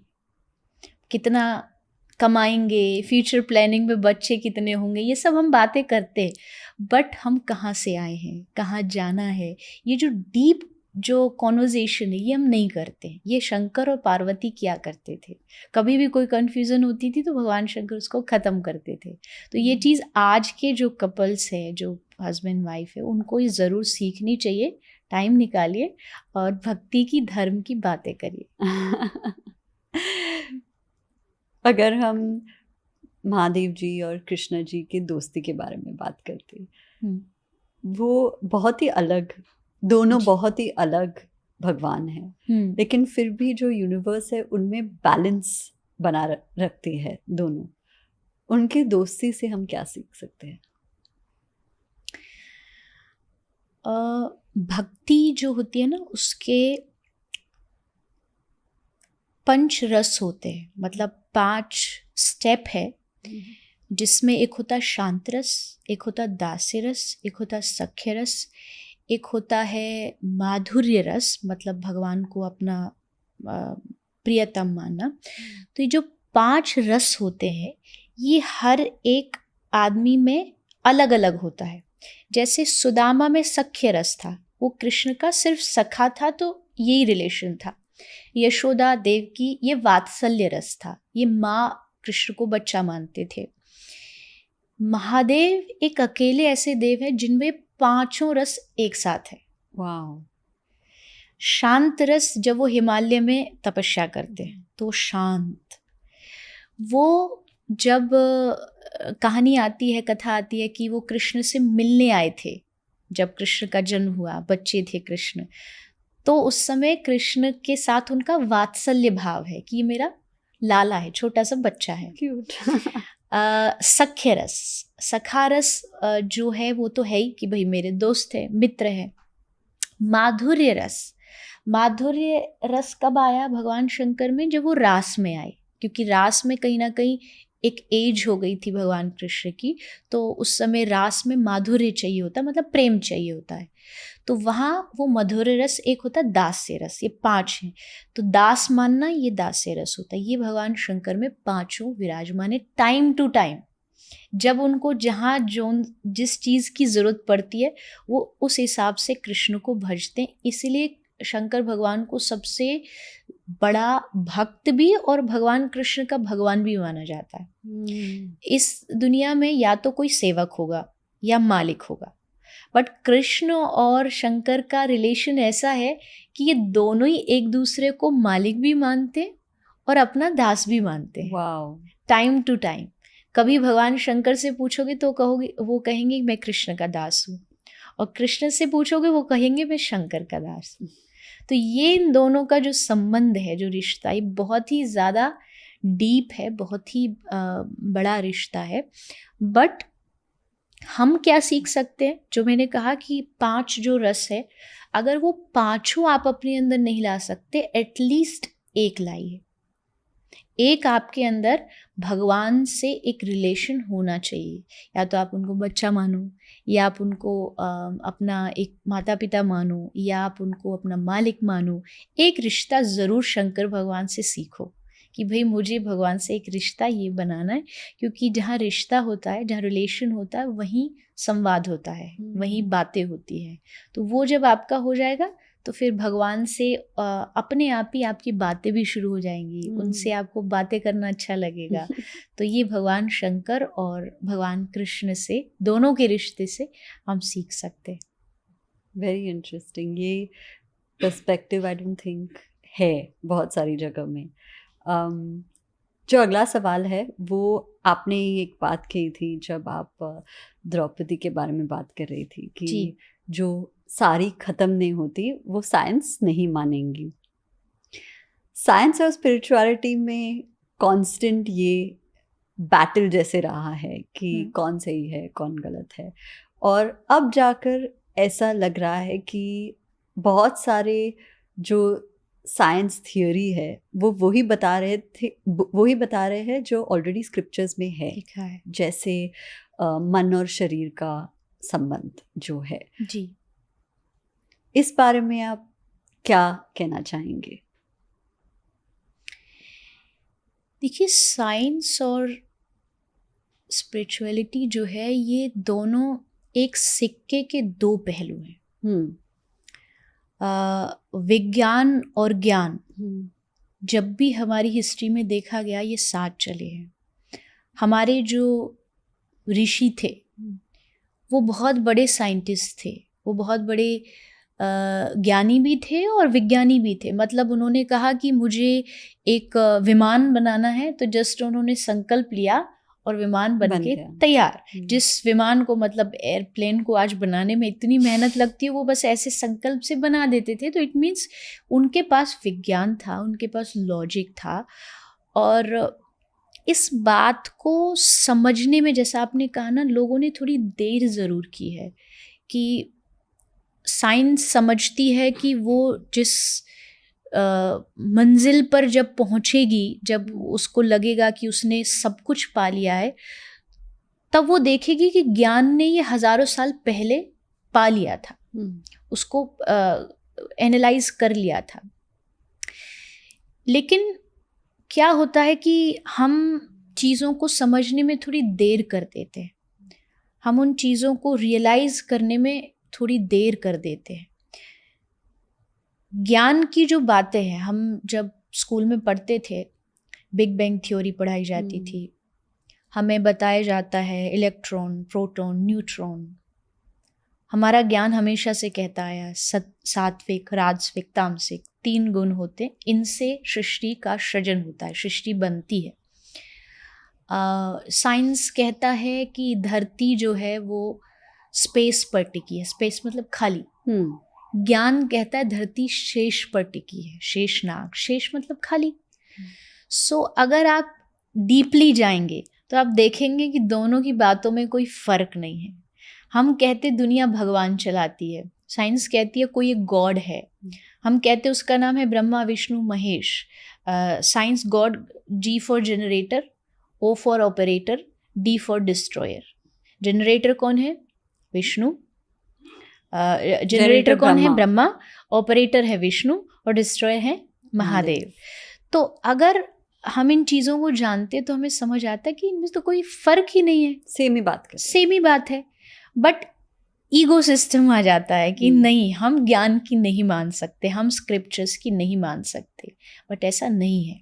जब हम उन चीज़ों से अपनी पुरानी टाइमिंग, जो हमारे एंसेस्टर्स रहे हैं, हमारी जो रिलीजन की जो बुक्स रही हैं, उनको अगर आप पढ़ेंगे तो इतना सब कुछ आपको आज जो हो रहा है उन्होंने हजारों साल पहले लिख दिया।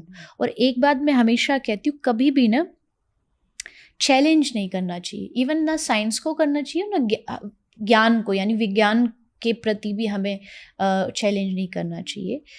एक दूसरे के साथ मिल करके चलना चाहिए, और वो है भी एक दूसरे के साथ। नॉलेज को जो स्प्रेड करेगा वो साइंस करेगा, क्योंकि आज साइंस है तो हमारे पास कैमरा है, माइक है, सोशल मीडिया है, वहाँ जा रहा है ज्ञान हमारा साइंस के थ्रू।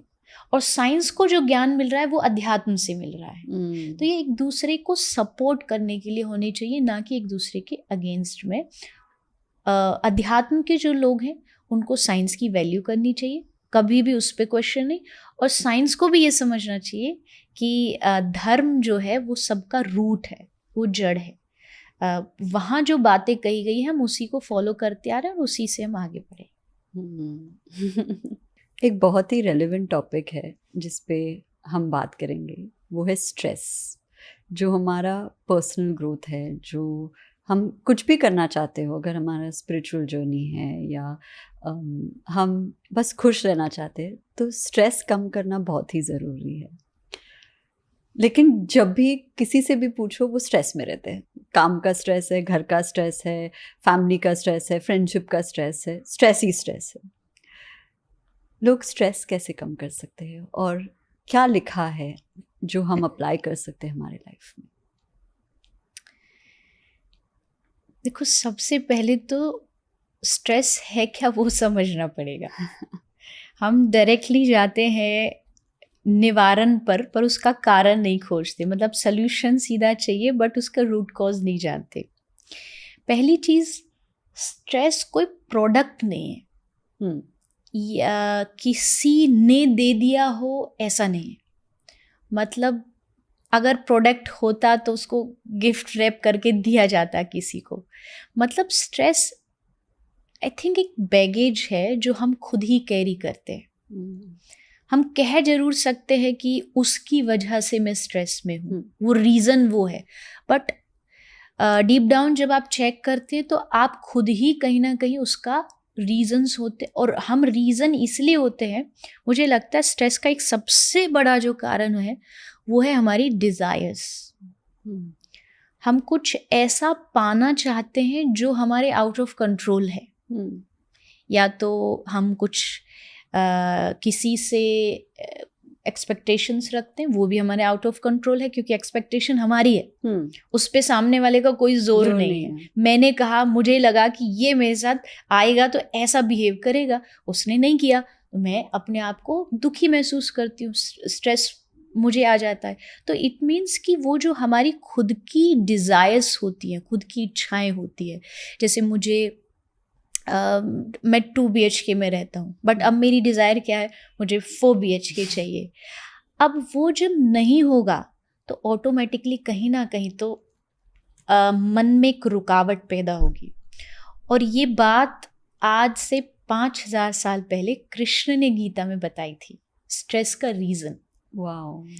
भगवत गीता में 2 श्लोक है जो डिप्रेशन, एंजाइटी, स्ट्रेस, ये जो भी सम काइंड ऑफ सेम जो वर्ड्स हैं, इनका कारण है। कृष्ण कहते ध्यायतो विषयान पुंसः संगस्तेषु पजायते, संगात् संजायते कामा, कामात् क्रोधो विजायते, क्रोधात् भवति सम्मोहात्, सम्मोहात् स्मृति विभ्रम, स्मृति भ्रंशात् बुद्धिनाशो, बुद्धिनाशात् प्रणश्यति। मतलब ध्यायतो विषयान पुंसः, जब आप ऐसे कैटेगरी के लोगों का संग करते हो जिनकी खुद की बहुत सारी डिजायर्स हैं, मान ले मेरा फ्रेंड है, वो कहता मुझे आईफोन चाहिए, तो मैं उसके साथ रहने लगी, उसके साथ रहते रहते मुझे भी क्या होगा, इसके पास आईफोन, अब मुझे भी चाहिए, बट मेरे पास पैसा नहीं है इतना, तो क्या हुआ, डिजायर आई। डिजायर कहाँ से पैदा हुई? कृष्ण कहते संग से, कंपनी, आपकी जो कंपनी है उस कंपनी से आपके भीतर डिजायर हुई। डिजायर में जब कोई ब्रेक आया, कोई बाधा आई, तो फिर क्या हुआ, तो आपको क्रोध, गुस्सा आएगा, एंगर आएगा। क्रोधात् भवति सम्मोहात्, सम्मोहात् स्मृति विभ्रम। क्रोध क्या करता है, एंगर क्या करता है, मेमोरी लॉस, धीरे धीरे मेमोरी पर इम्पैक्ट करता है।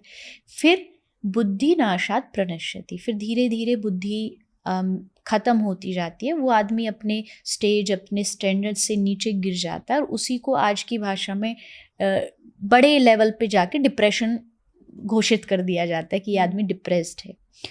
तो यानी कि इन सारी जो प्रॉब्लम है, इसका जो मुझे लगता है जड़ है, वो है हमारी अपनी कामनाएं, हमारी अपनी डिज़ायर्स। अगर आप उन डिज़ायर्स को कम कर लोगे तो आप ऑटोमेटिकली थोड़े से स्ट्रेस से रिलीफ महसूस करोगे। आपको इस चीज़ को समझने में थोड़ा समय लग जाता है, लग सकता है, बट जिस दिन आप ये समझ गए, एक बहुत ही छोटा, वो बहुत प्रसिद्ध फेमस भजन है कि जाही विधि राखे राम, ताही विधि रहिए, महलों में राखे चाहे झोपड़ी में वास दे, धन्यवाद निर्विवाद राम राम कहिए। मतलब ये जीवन का सबसे बड़ा जीवन में शांति देने वाला शब्द है कि जाही विधि राखे राम, ताही विधि रहिए।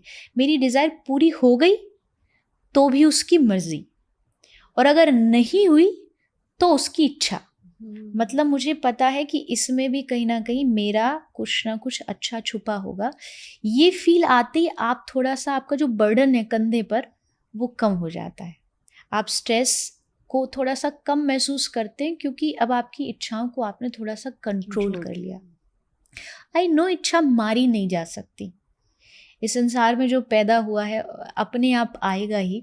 और बहुत सारे लोग हमें ये भी कहते हुए सुनते हैं कि कभी भी आगे बढ़ने की सोचो, जितना आपके पास है उसका डबल पाने की सोचो, आगे बढ़ो। बड़े बड़े मोटिवेशनल स्पीकर्स आपको ये कहते हुए नजर आएंगे, और अच्छी बात है, लेकिन ये चीज़ बताना भूल जाते कि अगर नहीं मिला तो भी अपने आप को आपको बैलेंस में रखना पड़ेगा, अदरवाइज आप 24 घंटे अपने आप को स्ट्रेसफुल महसूस करोगे। तो एक चीज़ हमें ये समझनी होगी कि लाइफ जो है, जीवन जो है, यहाँ ज़रूरतें पूरी करना ज़िंदगी नहीं होती, कुछ अधूरी ख्वाहिशों के साथ जीना भी ज़िंदगी होता है। सब कुछ मिल जाना ही ज़िंदगी नहीं है, कुछ चीज़ें छूटेंगी तो उनको पाने के लिए आदमी मेहनत करेगा, आगे बढ़ेगा, कोशिश करेगा। तो ऐसा करने से और ऐसा सोचने से जब हम थोड़ा सा अपनी डिज़ायर्स पे कंट्रोल कर लेते हैं तो आप स्ट्रेस से रिलीव हो सकते। अदरवाइज़ तो आज का जो टाइम है अगर देखोगे तो यहाँ चारों ओर इतनी सारी चीज़ें हैं, और आप अगर सब कुछ ही पा लेना चाहते हो तो एट द एंड आप अपने आप को हमेशा स्ट्रेस में ही पाओगे। कुछ चीज़ें छोड़नी पड़ती हैं। जीवन जो है, लाइफ जो है, वो बहुत लाइट है, बट उसको हम अपनी डिज़ायर्स से हैवी बना देते हैं। उसको इतना हैवी बना देते हैं कि फिर हमारे खुद के कंधे थक जाते हैं उस बर्डन को ले जाते। तो थोड़ा लूज छोड़ दो। मतलब मिल गया तो उसकी मर्जी। एक किसी ने बहुत सुंदर बात कही, इंसान की फितरत क्या है, ह्यूमन नेचर क्या है, कि ना मिले तो सब्र नहीं करता और मिल जाए तो कदर नहीं करता। ये ह्यूमन नेचर है। जो मिल गया उसके लिए वो 0, और जो नहीं मिला वो 0 उसके लिए 1000 और उससे भी ज़्यादा, कि ये क्यों नहीं है, भले वो एक छोटा सा कोई सुई क्यों ना हो, बट उसको वही चाहिए जो नहीं है। और ये स्ट्रेस का सबसे बड़ा रीज़न है। तो थोड़ा desires come. And second thing, जैसे कहते हैं ना कि ट्रीटमेंट करोगे बट उसके साथ थोड़ा प्रिकॉशन भी ज़रूरी होता है, परहेज़ ज़रूरी होता है। तो परहेज़ ये है कि आप डिज़ायर्स को कम करो, और उसके साथ साथ आप थोड़ा सा हेल्प लो भक्ति का। अगर आपका मेडिटेशन में इंटरेस्ट है, आप मेडिटेशन से थोड़े स्ट्रेस को कम कर सकते हो। आपका चैंटिंग में इंटरेस्ट है, आप चैंट करिए। आपका संगीत, म्यूज़िक में इंटरेस्ट है, तो आप कोई भी स्पिरिचुअल जो म्यूज़िक है उससे अपने आप को थोड़ा सा हेल्प कर सकते हो स्ट्रेस को कम करने के लिए। जो आपने फितरत की बात की, बहुत ही इंटरेस्टिंग है, क्योंकि इट्स सो रिलेटेबल। क्योंकि वही चीज़ के बाद पीछे हम भागते रहते हैं, और जो चीज़ हमारे पास एक्चुअली है उसकी कदर ही नहीं है। उसकी कदर नहीं। और अक्सर मैंने देखा है, क्योंकि मैं तो अध्यात्म से जुड़ी हूँ, लाखों लोग आते हैं, मोस्टली थैंकफुल नेचर की जगह हमेशा उनके मन में भगवान के लिए शिकायतें होती है। मतलब बहुत सारी शिकायतें कि ऐसा नहीं है, वैसा नहीं है। बट जिस दिन हमारा एटीट्यूड ऑफ ग्रेटिट्यूड, ये एक बहुत बड़ा एक आजकल चल रहा है, ये सिखाया जाता है, बट ये हमारी सनातन की परंपरा सदियों से सिखा रही है। भगवान को धन्यवाद दीजिए जो आपके पास है। एक बहुत अच्छी कोट मैं बोला करती हूँ कि सुख भी बहुत है, परेशानियाँ भी बहुत है, जीवन में लाभ है तो हानि भी बहुत है। और क्या हुआ अगर उसने थोड़ा सा दुख दे दिया, उसकी हम पे मेहरबानियाँ भी तो बहुत है। तो एक बार उस पर नज़र डालो तो कभी डालते ही नहीं, क्या नहीं क्या नहीं क्या नहीं, बस वही लिस्ट तैयार रहती है। क्या है वो लिस्ट भी एक बार तैयार करोगे तो अपने आप स्ट्रेस कम हो जाएगा। हमेशा अपने से ऊपर देखा जाता है, मेरे से बड़े लेवल पे कौन, और वो स्ट्रेस को जन्म देता है, उसी से स्ट्रेस आता है। थोड़ा सा कभी ये देख लिया कि नहीं, बड़े बड़े शहरों में देखो घर नहीं है लोगों के पास, जॉब नहीं है, उसके कंपैरिजन में भगवान ने कितना कुछ दिया है, तो अपने आप हल्के हो जाएंगे, अपने आप लाइट फील करने लगेंगे कि I am lucky, I am lucky. जो आखिरी सेगमेंट है वो भी बहुत ही रेलेवेंट है, क्योंकि इस पे बहुत सारे क्वेश्चंस रहते हैं और लोगों को ज़्यादातर कन्फ्यूजन रहता है। धर्म और कर्म, धर्म क्या है और कर्म क्या है, उसके बारे में पहले हम क्लैरिटी दे देते हैं, फिर आगे क्वेश्चंस में जाते हैं। धर्म पर मैंने बहुत बातें की हैं, बहुत बोला है, और सबके अपने अपने विचार हैं, पर मुझे लगता है बहुत ईजीएस्ट वे में अगर मैं कहूँ, धर्म का मतलब होता है जो जीने का आपको तरीका सिखाता है, रास्ता बताता है। मतलब आपको पता है धर्म पर चल करके कि क्या सही है और क्या गलत है, क्या करने से इसके रिजल्ट क्या होने वाले हैं। मतलब एक प्रकार से ये कह सकते हैं कि आप एक कॉन्शियस माइंड जो बनाता है वो धर्म बनाता है। रिचुअल्स एंड धर्म इन दोनों में डिफरेंट है, क्योंकि अक्सर हम रिचुअल्स जो हम करते हैं उसको धर्म समझ लेते हैं, बट धर्म is basically way of living, art of living कह सकते हैं आपकी, जो आपको तरीका समझाए। कर्म की सबकी परिभाषा, डेफिनेशन अलग अलग हो सकती है। जैसे एक फैमिली मैन जो है, घर का मेन है वो, उसके लिए उसका घर को चलाने का जो ज़रिया है कि वो जॉब करता है, बिजनेस करता है, ये उसका कर्म है, ये उसकी कर्म भूमि है। वहीं एक अगर कोई वाइफ है, वो बच्चों को पालती है, पालन पोषण करती है, टेक केयर करती है, बट वो पैसा नहीं कमा रही है, जॉब नहीं कर रही है, बट सबका टेक केयर करना ये उसका धर्म है। इसलिए हमारे शास्त्रों में हर धर्म को हर कर्म को अलग अलग कैटेगराइज किया है कि एक राजा का क्या कर्म होना चाहिए, एक बच्चे का क्या कर्म होना चाहिए। तो वो कर्म अलग अलग कैटेगरी वाइज आप डिवाइड कर सकते हैं। रिस्पॉन्सिबिलिटीज़ जहाँ जिसको मिल जाती है, अगर मैं इजी वे में कहूँ तो आपकी जो अपनी रिस्पॉन्सिबिलिटी है वो आपका अपना कर्म है और वो आपको 100% प्योरिटी के साथ निभाना चाहिए। इजी वे में स्टार्टिंग इनिशियल स्टेज पर आप ये समझ सकते हैं। अगर कर्म के बारे में बात करें तो इंटेंशन बहुत ही ज़रूरी है कि आपका जो इंटेंशन है वो सही है कि आप गलत इंटेंशन से कुछ कर रहे हो, वो कैसे रिलेटेड है, कितना इम्पोर्टेंट है जो आपके इंटेंशंस है कर्म के लिए? बहुत ज़्यादा इम्पोर्टेंट है, क्योंकि आप सिमिलर एक्शंस देखोगे दो लोगों में, बट जस्ट बिकॉज उनकी इंटेंशन अलग अलग है तो उनको कर्म का रिजल्ट भी अलग अलग मिलेगा।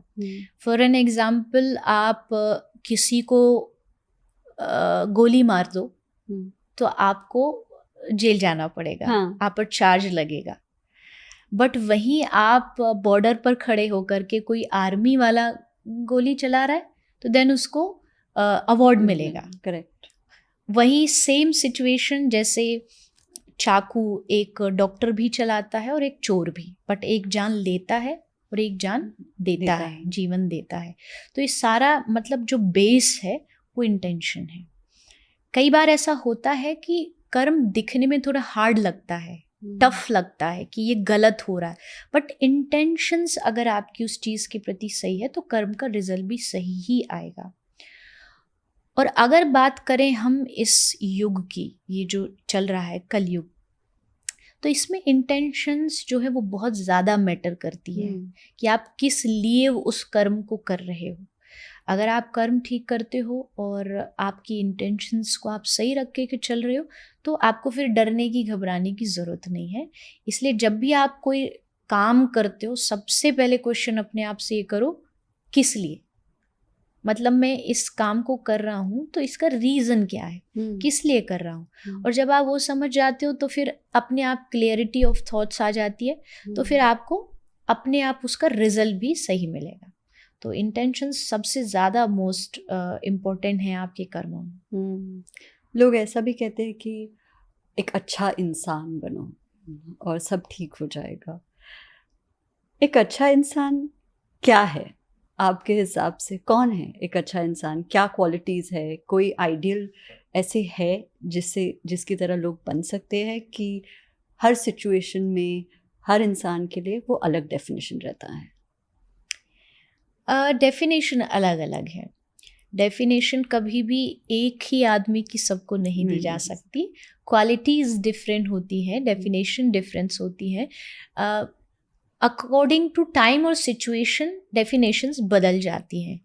इंसान अच्छा बनो, ये लाइन बहुत सिंपल है बट इसमें बहुत सारी चीज़ें मिली हुई हैं।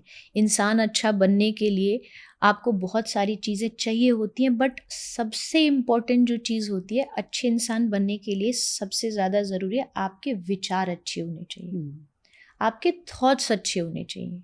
जैसा हमने कहा ना, इंटेंशन अच्छी होनी चाहिए। कर्म का हो सकता है थोड़ा बहुत ऊपर नीचे हो जाएगा, लेकिन आपका विचार ये हो, जब मुझे किसी को कुछ देना है, ये वाली जो सोच आ जाती है, तब कहीं ना कहीं आप इस रास्ते पर चलने लग जाते हो।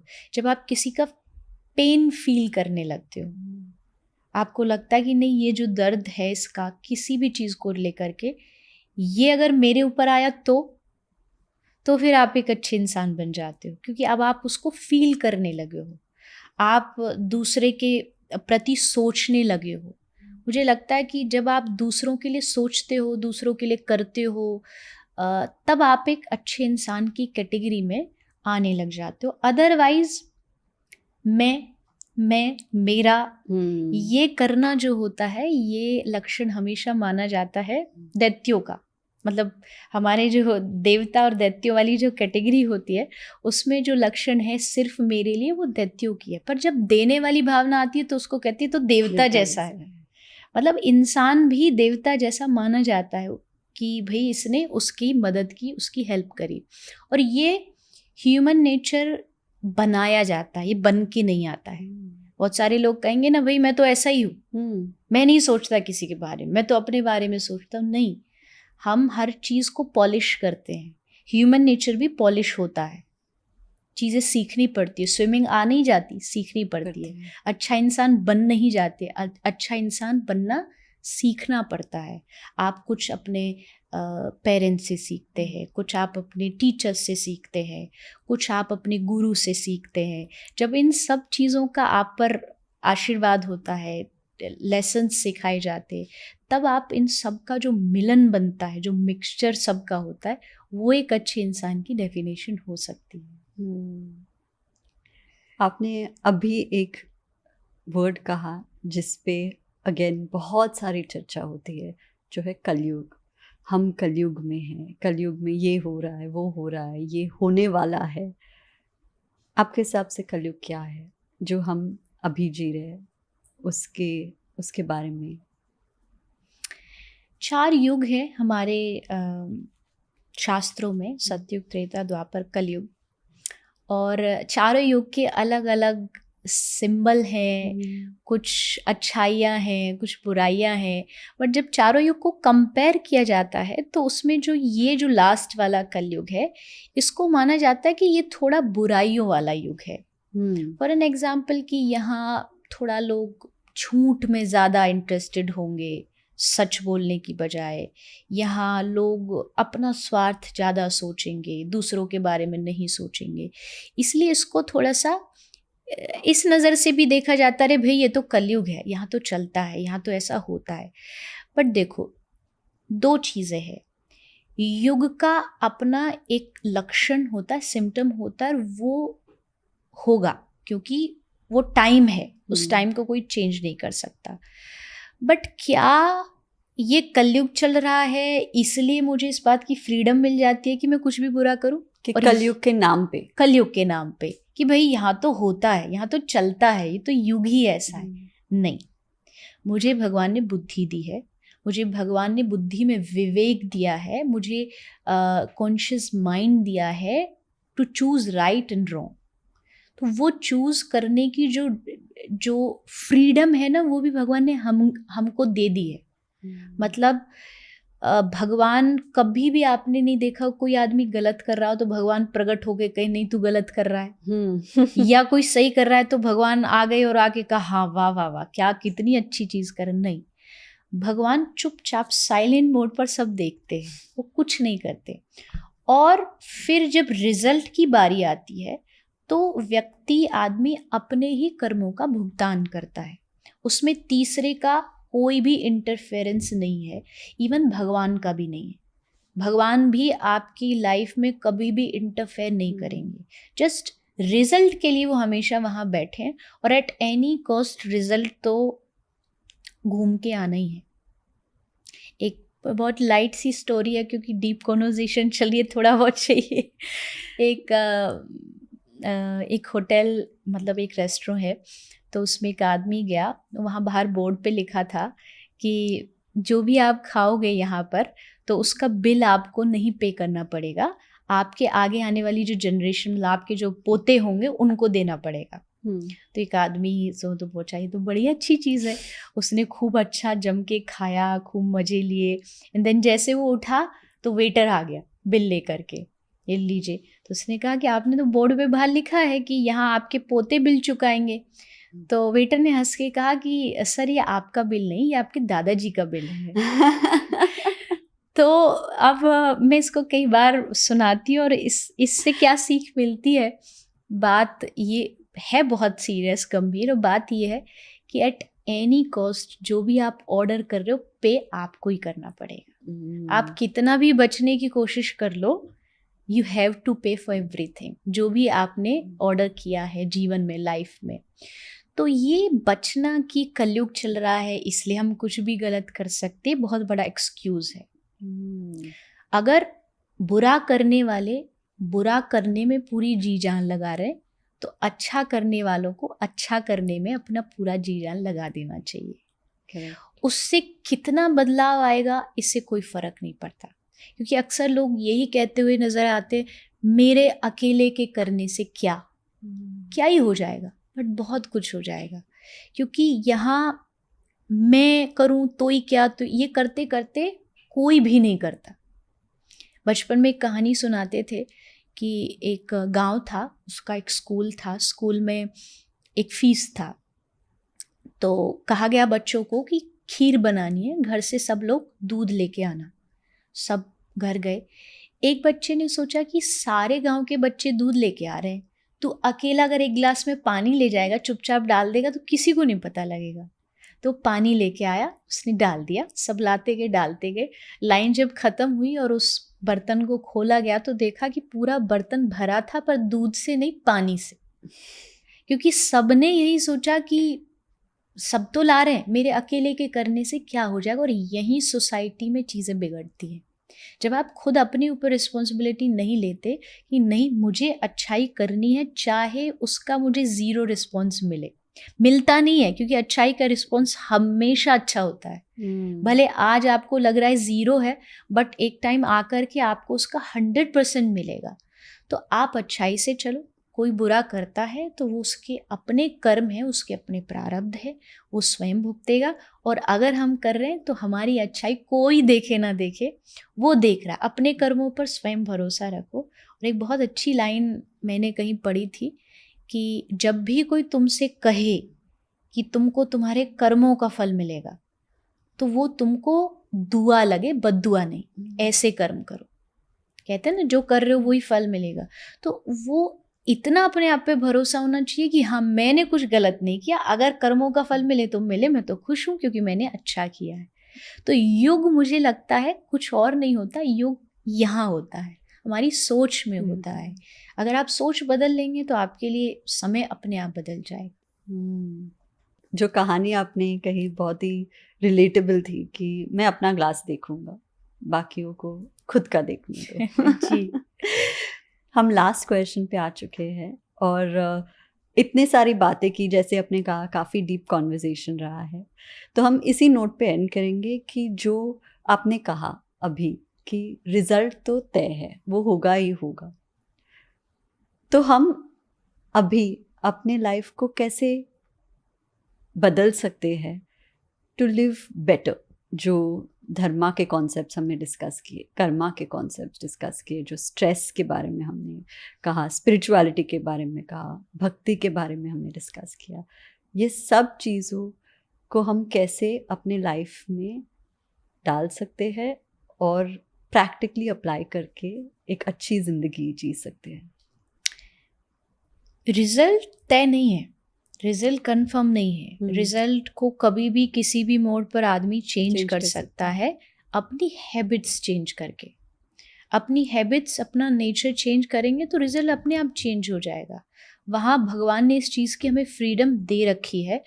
जैसे बहुत सारे लोग कहेंगे कि मेरा भाग्य खराब है, मेरा लक खराब है। लक मतलब किसने बनाया? होता क्या है लक? कोई और आकर के आपको कोई लिख करके नहीं देता है, वो आपका खुद का बनाया हुआ अपना जीवन है। तो अगर आज भी अगर आप चाहते हैं कि ठीक है जो हुआ हुआ, अब मुझे आगे अपनी लाइफ को एक अच्छे मोड पर, एक अच्छे पाथ पर लेकर के जाना है, तो अभी से, आज से, इसी क्षण से अपनी आदतों को बदलिए। आदत मतलब अपनी हैबिट्स, जैसे कि हमारा धर्म कहता है हर चीज़ में अध्यात्म है। खाने में भी अध्यात्म है, सोने में भी अध्यात्म है, आप जो पहन रहे हो उसमें भी स्पिरिचुअलिटी है। आप क्या पहनते हो, क्या खाते हो, क्या बोलते हो, शब्द हर चीज़ में। तो जिस चीज़ से किसी को नुकसान ना हो, हार्म ना हो, पहले तो वैसा करना शुरू करिए, समाज को, सोसाइटी को। तो अगर इस बात पर चलना चाहते हैं तो खाना सही करिए, अपने विचारों को थोड़ा थोड़ा सही करिए। अगर आप एक साथ नहीं टर्न कर सकते, बट धीरे धीरे परसेंटेज वाइज आप शुरू करिए। थर्ड, एसोसिएशन चेंज करिए।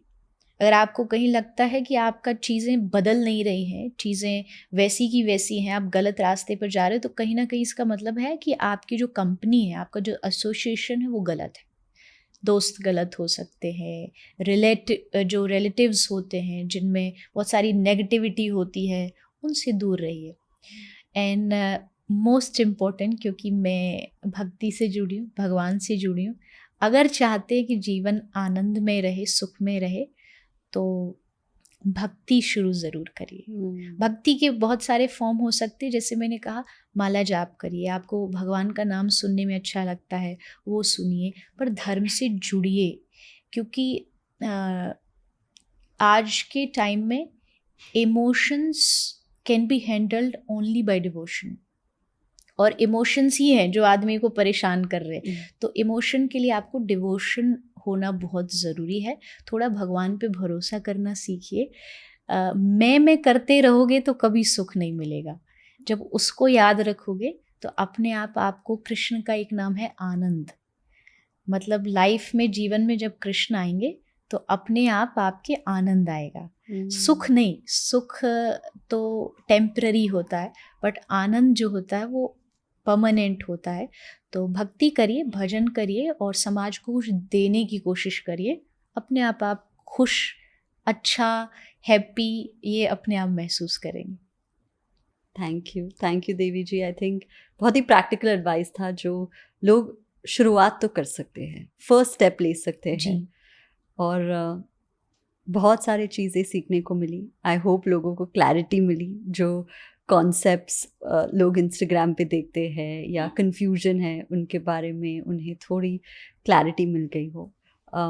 थैंक यू, आपने ये टाइम निकाला हमारे लिए, एंड वी होप कि ये एपिसोड लोगों को रीअलाइन करने में हेल्प करे। थैंक यू, मुझे भी आपने इनवाइट किया, बुलाया, एंड सेम थिंग, मुझे भी यही होप है, यही आशा है कि लोग कुछ सीखें।